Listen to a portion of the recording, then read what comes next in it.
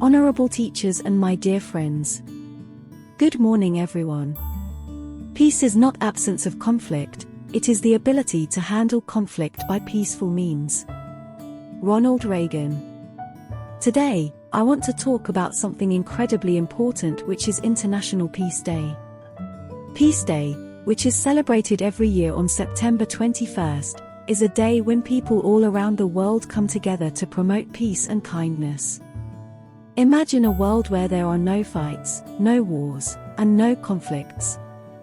A world where people from different countries and cultures get along peacefully, like friends. That's the kind of world we all want to live in, right? Peace Day reminds us that we can make a difference, even as kids. We can be peacemakers in our schools, our neighborhoods, and our families. We can resolve conflicts by talking and listening to each other, by understanding and respecting differences, and by showing kindness and empathy. It is well said by Albert Einstein. Peace cannot be kept by force, it can only be achieved by understanding.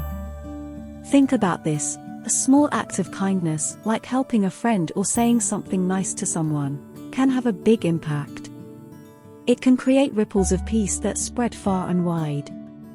So, on International Peace Day and every day, let's make a promise to ourselves.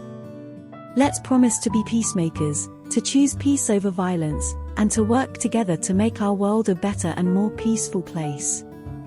Remember, peace begins with each one of us. Thank you.